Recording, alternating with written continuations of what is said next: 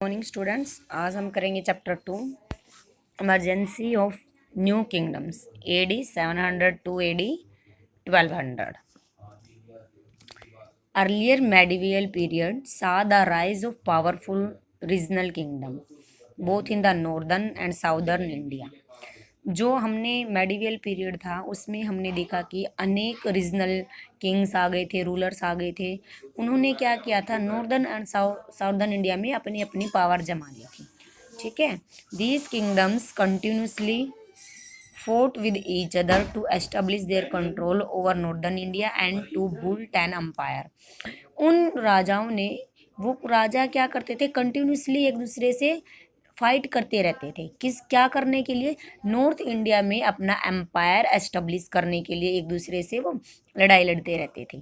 After the death of Harshavardhana the powerful empire he had established in the northern India in the 7th centuries disintegrated and was divided into a number of new states, each with its own territory, language and culture।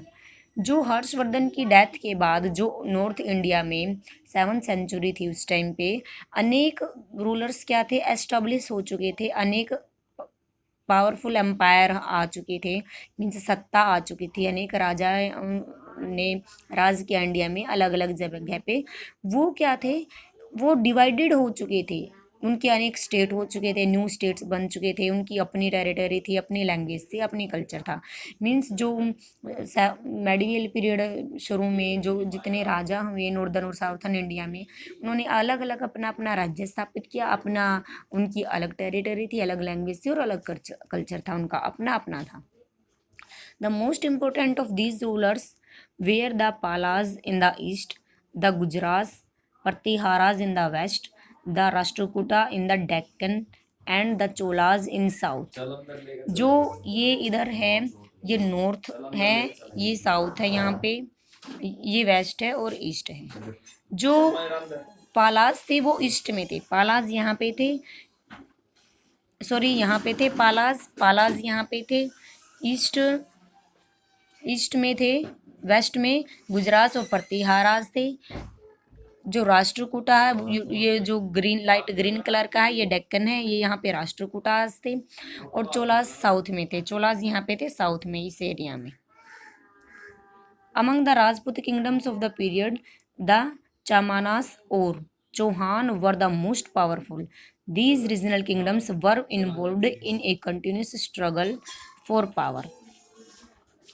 जो चोलास थे south में, Rajput kingdom of the period, राजपूतों में एक rulers हुआ है, great ruler Chauhan, उसको चामांस भी बोला जाता है। वो क्या था, राजपूतों में बहुत पावरफुल था। जितने भी राजपूत रूलर्स थे उनमें चौहान सबसे पावरफुल था। The regional kingdoms were involved in a continuous struggle for power. और ये रीजनल किंगडम्स थे जो अलग अलग राजाओं पे राज करते थे, अलग अलग राज्यों पे, ये आपस में क्या है, लड़ते रहते थे, स्ट्रगल करते रहते थे। किस लिए स्ट्रगल करते रहते थे? फॉर पावर के लिए, सत्ता के लिए स्ट्रगल करते रहते थे। यहाँ पे अनेक रूलर्स दिए गए हैं और देयर स्टेट दिए गए हैं कि वो कहाँ कहाँ पे राज करते थे। ठीक है, नेक्स्ट है north India, the Gujarat Pratiharas. जो गुजरात प्रतिहारास थे वहाँ क्या, वो नॉर्थ इंडिया में थे। The Gujarat Pratiharas were a branch of Gujarat tribe that come to India from central Asia. They ruled over Avanti and parts of southern Rajasthan. जो गुजरात प्रतिहारास थे वो गुज्जर ट्राइब के थे, गुज्जर कबीले के थे, और वो इंडिया में सेंट्रल एशिया से आए थे। उन्होंने दे रूल्ड, उन्होंने शासन किया Avanti and parts of southern Rajasthan, south के राजस्थान के कुछ हिस्सों पे उन्होंने अपना राज्य किया। In the 8th centuries AD the Gujrats come into prominence when Nagbhatta first defeated the Arabs and prevented them from further advancing into the Indian subcontinent। जो 8th सेंचुरी में जो गुजरात थे वो आए थे, उन्होंने क्या किया, अपनी सत्ता स्थापित की, अपनी प्रसिद्धि बनाई। कब प्रसिद्धि बनाई उन्होंने, जब नागभट्टा फर्स्ट था, नागभट्टा फर्स्ट ने डिफीटेड किया, किसको किया, अरब को। जो अरब्स थे, अरब्स के लोग थे, नागभट्टा ने उनको हराया और उनको प्रिवेंटेड किया, उनको रोका, इंडियन सबकॉन्टिनेंट पे अपना प्रभाव जमाने के लिए रोका गया। किसको रोका गया, गुजरात प्रतिहारास को रोका नागभट्टा फर्स्ट ने। The Pratiharas ruled for 3 centuries. जो प्रतिहारास थे उन्होंने 3 सेंचुरी तक अपना रूल्ड किया, मीन्स शासन किया। The invention of Mahmud of Ghazni finally led to the fall of their kingdom.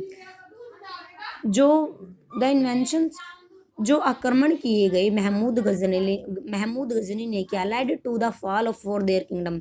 Mahmud Ghazni ने गुजरात प्रतिहारास को हराया और इनके किंगडम को रोका, मीन्स इनके राज्य को आगे बढ़ने के लिए रोका। The Pratiharas were great patterns of art, craft, learning and sculpture. They built many temples and buildings. जो प्रतिहारास थे वो पैटर्न्स थे, मीन्स आर्ट के का नॉलेज था उनको, क्राफ्ट का, लर्निंग का और स्कल्पचर का। उन्होंने क्या बनवाया, उन्होंने टेम्पल और बिल्डिंग बनवाए। The great Sanskrit poet Rajasekhara, एक संस्कृत का एक ग्रेट पोइट है राजशेखरा। वो किसके दरबार का कवि था, महेंद्र पाला के दरबार का कवि था। ही रोट काव्यामी मनसा, काव्यामी मनसा, उन्होंने एक साहित्य लिखा जिसका नाम है काव्यामी मनसा। नेक्स्ट है the Palas. After the death of Harshavardhana, Bengal witnessed a period of internal disorder.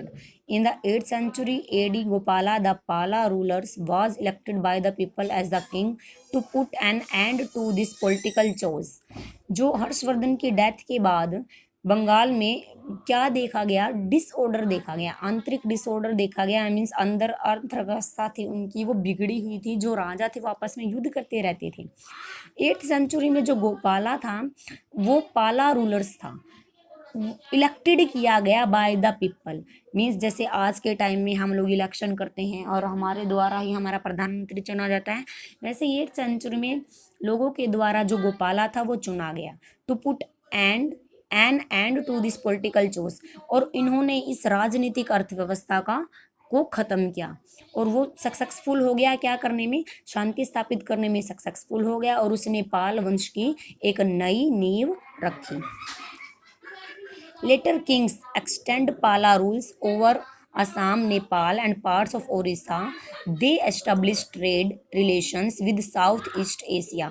जो पाल वंश है जो वो फैला, कहाँ एक्सटेंड हुआ, फैला मीन्स प्रसिद्ध हुआ, असम, नेपाल और पार्ट्स ऑफ उड़ीसा, इन राज्यों तक फैला और उन्होंने साउथ ईस्ट एशिया तक अपने रिलेशन बनाए। कैसे रिलेशन बनाए, व्यापार के अकॉर्डिंग अपने रिलेशन बनाए। Mahabodhi temple in Bodh Gaya was built by Devpala, one of the powerful king of the Pala dynasty. Towards the end of 12th century, the Pala kingdom passed on the Muslim due to his successor, who were weak and could not control the kingdom. जो इन्होंने क्या बनवाए, पालाज ने Mahabodhi temple बनाया बोध गया में। किसके द्वारा बनाया गया, ये देवपाला नाम के राजा द्वारा बनाया गया, देवपाला के वंश ने बनवाया है।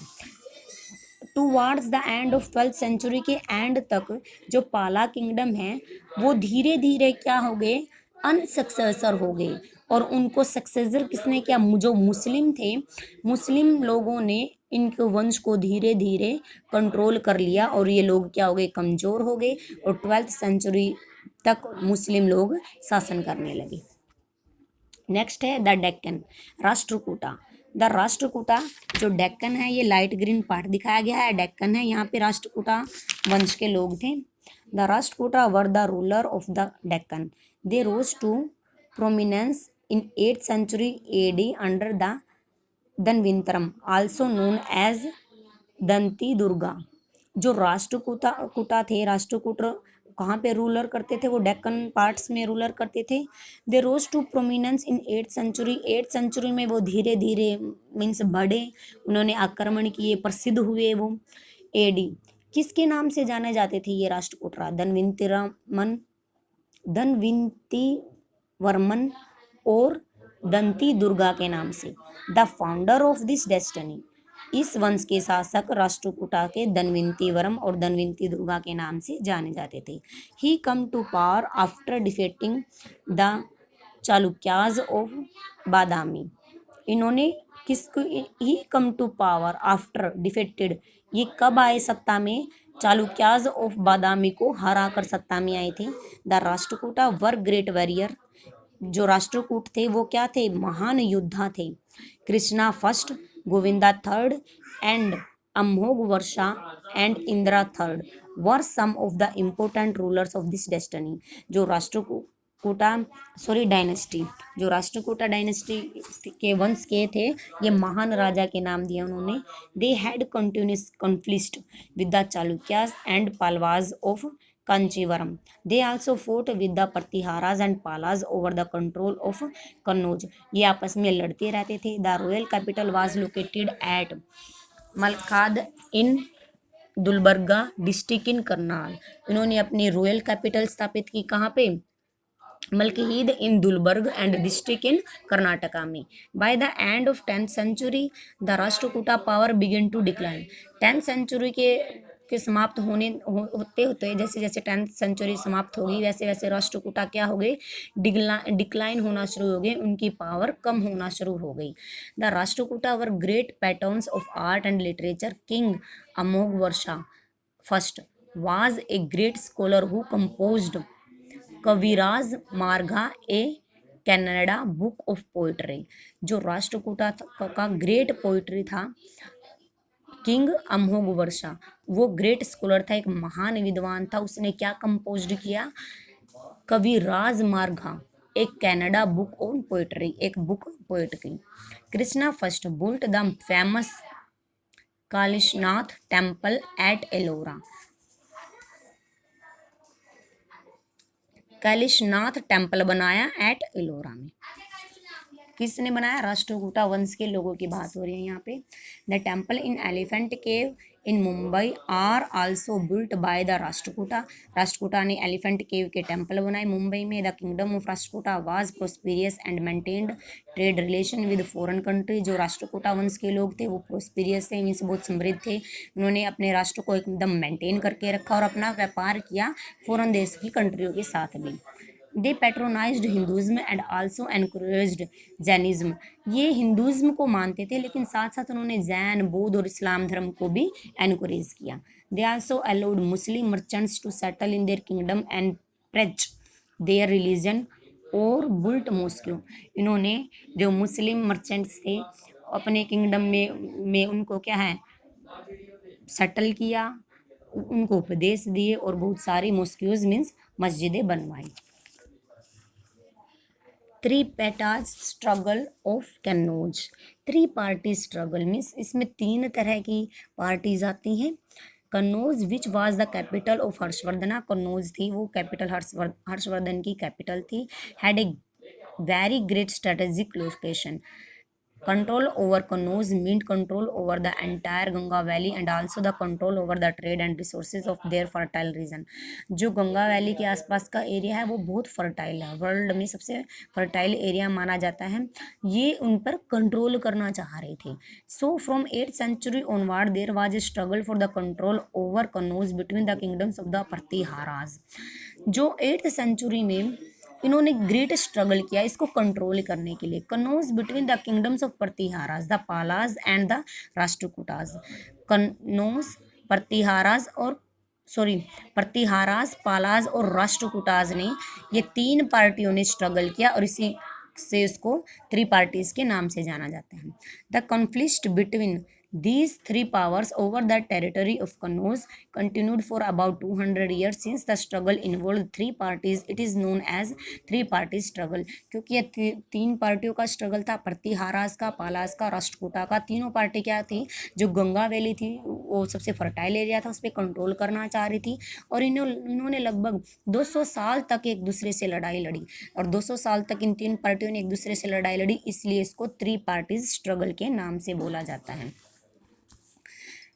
One of the main resource for the struggle was then more territories meant more resource to maintain large armies four ever the conflict weakened all the three dynasties and resulted in the decline of all three kingdoms। जब इन्होंने 200 साल तक एक दूसरे से लड़ाई लड़ते रहे तो क्या रिजल्ट निकला, ये तीनों ही वंश का क्या हो गया, विनाश हो गया। अब आप लगा लो कोई लड़ाई हम 200 साल से लड़ते आ रहे हैं तो सभी का नुकसान होएगा, तो तीनों ही वंश का क्या हो गया, इसमें विनाश हो गया। ओके।